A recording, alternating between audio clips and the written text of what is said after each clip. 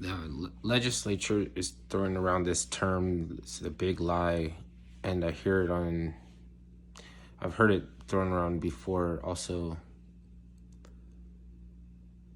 some broadcasters or something, they keep using this. Thing is, there's no such thing as a lie. It's when it's not what I say, but what I mean, and you have to decode it. And when they set up, like they repetitiously desensitize you or galvanize you for polarization and slip in a truth when you're not able to receive it, they've effectively lied. But it's like the closest thing to what would be the big lie, if there was a lie, is antiquity, because that's where you're getting lost in the mire and conflagration between like science or words that are getting too much cross-reference, like religion, right? Religion is just how to bring about a cleanse, right? So and then like science would be like a system of unraveling mystery, and then so how can one make the other irrelevant, or they become the same thing? You know what I mean? How could they become the same thing? Because if you're saying science and religion can become the same thing, then that's true for everybody. You know what I mean? Then they all have to fall in line. And it's like everybody doesn't have to do the same thing. Unless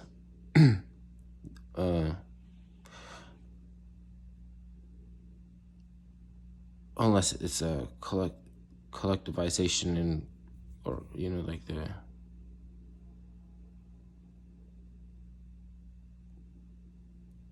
how we can do whatever it takes for a corporation to become a human, but for a corporation to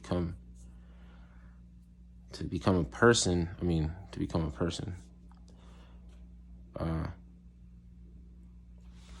it doesn't want any of the the downside of the limitation of the flesh or anything. Like, it doesn't want any of the stress on pressure, being under any pressure or anything like that. And like, you have to take the bitter with the sweet. Like, it's like death is a part of living, and so for a corporation to want to become a person, are they willing to do all these things? You know what I mean? And I'm not even gonna ask. I don't even want to ask. Like, we already know, and so that it's just like maybe they're just saying this shit knowing that it's not possible, but like just to get to people to a certain agitation or something. It's reductive reasoning, and then start with the reductive reasoning, like some of the esoterics that's in the Bible was put there by an aristocracy that was in a schism, and they wanted to bring about more deterministic citizens because they know that determinism rolls over into austerity, and see, like, hell, the word hell is not in the Bible, but it got its definition from that austerity turning over the municipality. And I keep saying turning over and rolling over, and it's about something like wave pattern. A wave pattern is like the strongest way to do something. And the turning over of the municipality is fire and brimstone. So there's one extrapolation or contributor.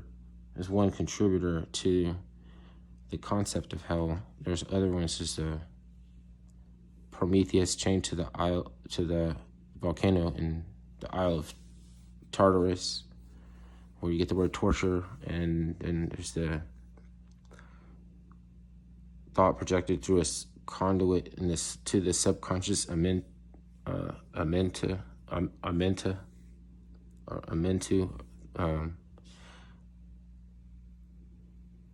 which is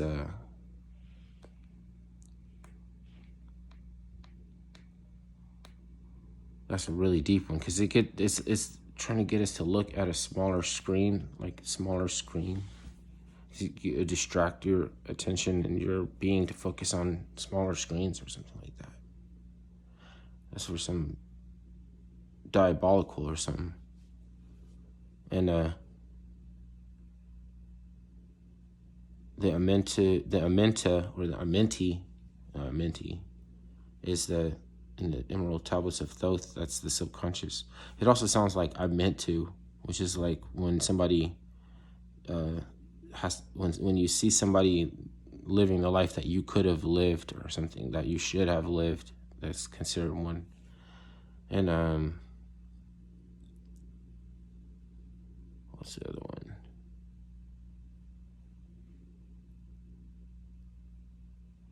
I might have them all. But even that, okay, like, that's completely contrived. It's contrived, the most possible, like the personal. It's like there's a possibility for people to go to their own personal hell, right?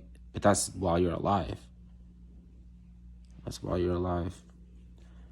And then there's people that use Jesus or Christ like a gangster to scare people to the pulpit, right? And then self-fulfilling prophecy, like it's a cycle of overwork, and then blowout party, and then guilt, and then back to the church and tithings, and then the church, they need bread, so you gotta go out and go back to work, and you keep doing that cycle. They got locked in, like to wear a mushroom hat or some shit. It's a mass ritual that's galvanized by the altar boys. The altar boy is actually a warlock, or you know what I mean, because they are the reason why when people's faith is depleted, or they would drift away from the church. But it's the appeal to the innocent is what keeps them upholding it.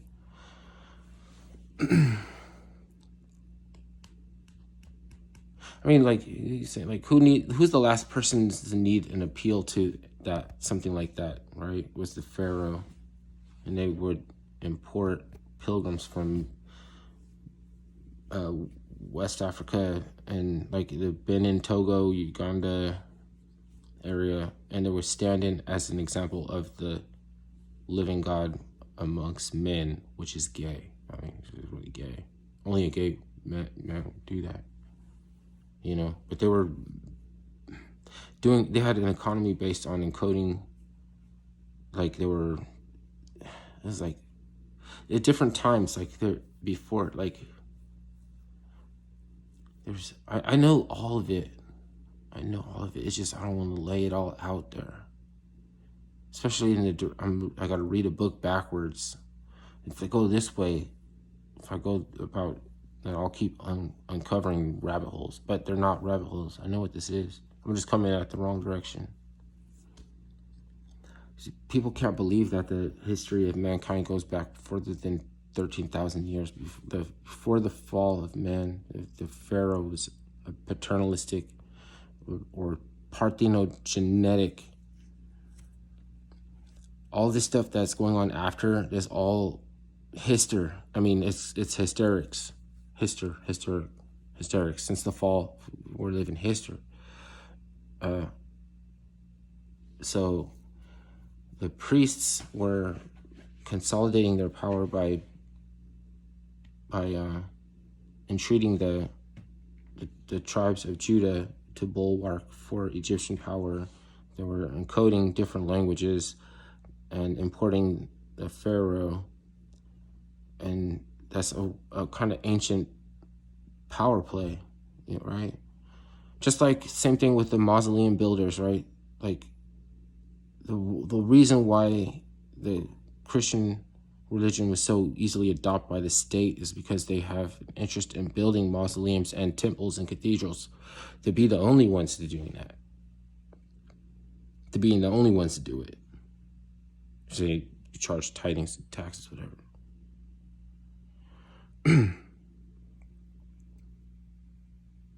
And then they line their shit with gold that they found in other places. Other places, right?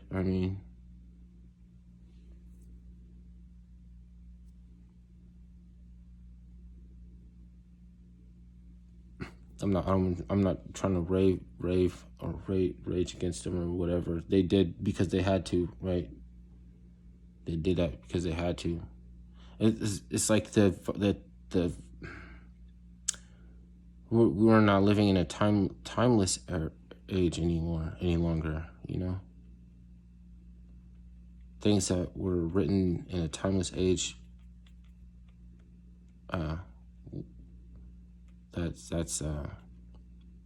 Those are the things that became the scriptures.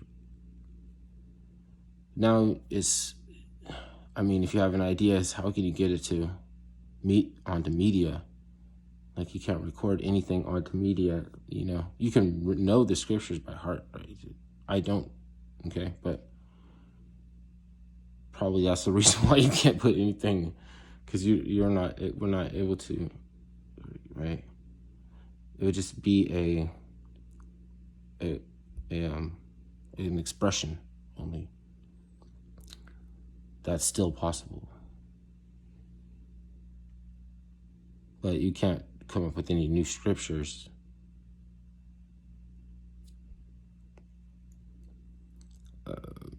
So, there's things that it's like you would be back and forth thinking that, oh, you must be a Christian, or you must be into Hellenistic or paganism, or you must be into voodoo, or you know what I mean? But all I'm doing is knowing the things that fit in along with antiquity, right? Because for all the dogma and moral code, fucking antiquity is not real. It does not exist. It does, but then again, to some people, they only know one book, then they know none, right? If you know one book, you know none. And those are the people that are going to say, like, oh, you're lying. Like, those are all, and then you have to do some sort of a chant, a mantra, or pray a rosary or something. And, like, those are the people that will give homeless people food and then ask them to pray with them, and then they'll open up the food bag, and it will be all like top ramen, Slim Jim, like peanut butter jelly, like it'll be all these horrible foods you're not supposed to like eat them.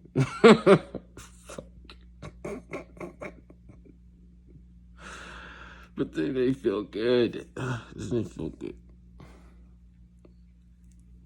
I've seen these ladies so pass out Watchtower, and when they talk to somebody and ask them to pray, and then they'll like do like a secret handshake or something. They'll be like do like a celebratory little something like, it's just crazy, man. Like I can't believe I just seen that. Like a little, like a little plug handshake or something, like a little. But they were just have like this moment where they were like, that was it. That's what we were out here for. We just brought it. We just won a soul for Jesus. I was like, nobody knows if they're saved. Nobody knows if they're going to paradise. Even the Christ doesn't know what's going to happen. He doesn't know the outcome of the beautiful struggle or the battle or anything.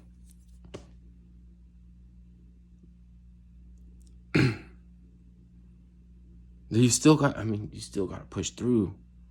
You still got to push through. You still got your last minute has to be your finest minute. You don't know how this just gonna... I don't even want to say that, like, you don't just know what... Never mind.